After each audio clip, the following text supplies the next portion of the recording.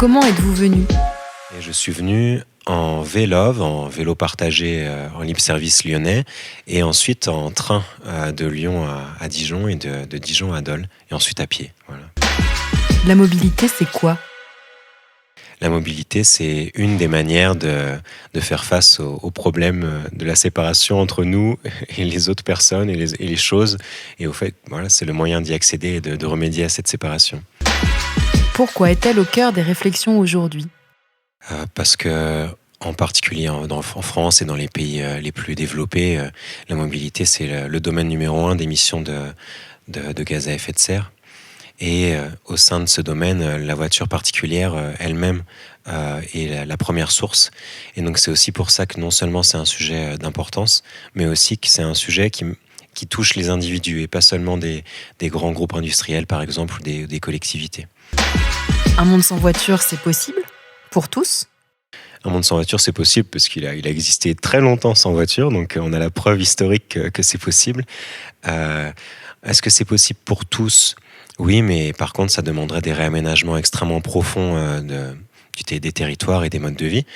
Mais avant d'aller sur ce point, le monde de la voiture, il n'est pas du tout pour tous. Non seulement parce qu'il y a des gens qui ne sont pas en capacité de conduire du fait de leur d'un handicap ou de situation de handicap, mais aussi tout simplement les plus jeunes, les enfants. Avant 18 ans, on a toute une partie de la population qui subit la voiture, ou en tout cas qui est passagère.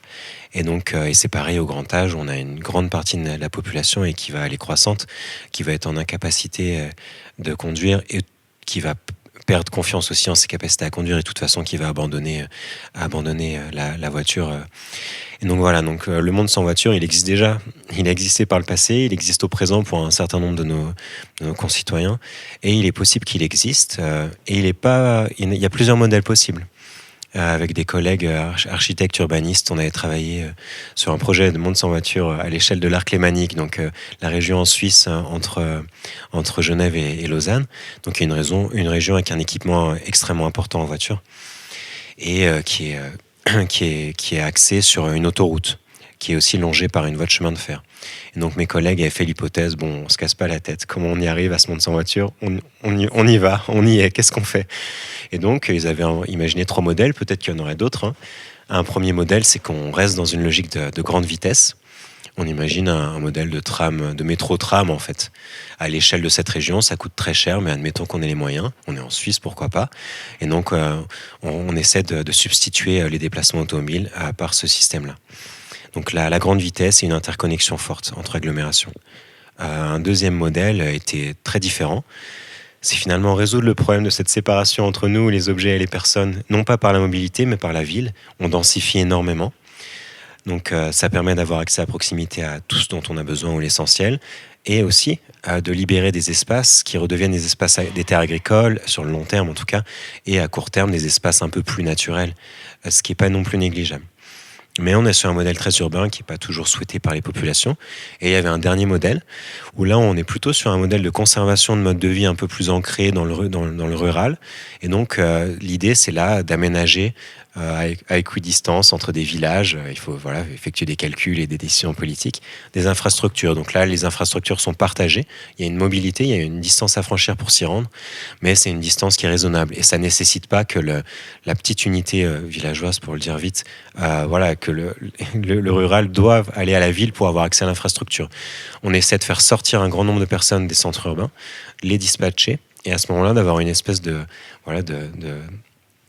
rapport au territoire, à un territoire très géométriquement composé d'une pluralité de petits pôles, et entre ces pôles donc des infrastructures.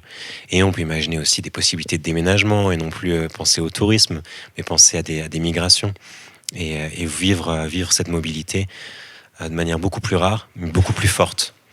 Parce qu'avec les mobilités actuelles, on a des mobilités qui permettent de franchir des distances importantes, mais qui réduisent par contre l'expérience d'une altérité, alors qu'on peut au contraire, en favorisant des immobilités, en lien avec le manque de voitures et le fait qu'elles disparaissent, aussi retourner à des mobilités qui confrontent à des expériences beaucoup plus bouleversantes si on les souhaite.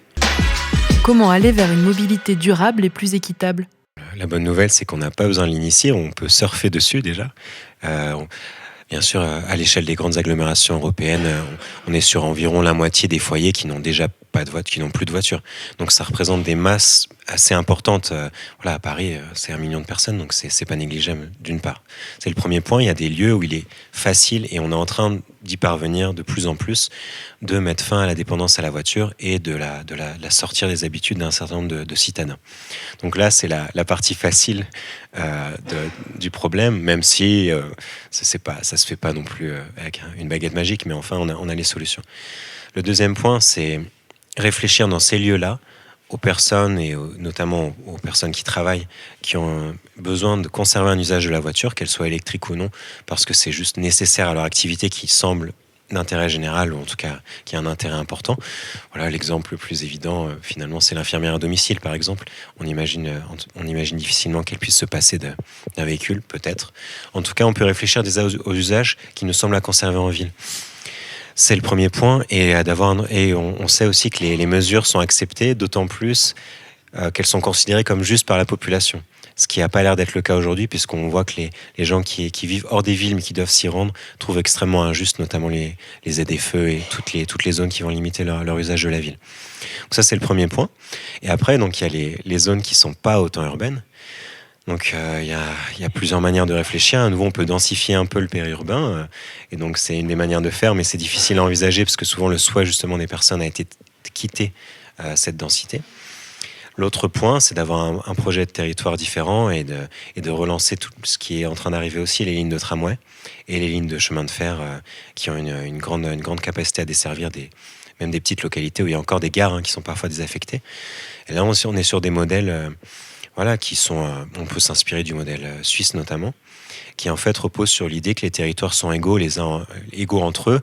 Donc c'est partiellement réalisé dans la réalité. Bien sûr, il y a plus de trains entre Zurich et Genève qu'entre deux petites communes. Mais de fait, il y a un soin, du fait de cette valeur politique qui est défendue à l'échelle du territoire, un soin à raccorder au réseau de transport en commun, et en particulier au réseau ferré, même des petites communes, même des communes alpines, avec des fréquences qui permettent d'envisager une substitution. Et enfin, si on envisage tout ça, on peut arriver à un grand usage d'autres moyens de transport que la voiture, mais il est possible par contre qu'il y aura des usages résiduels sur lesquels la contrainte, si on veut vraiment aller au bout des choses, de la logique sur laquelle la contrainte sera nécessaire. Mais enfin, il y a tout un tas d'outils pour aller beaucoup plus loin que là où on va, et des modèles existants qui ne sont pas utopiques.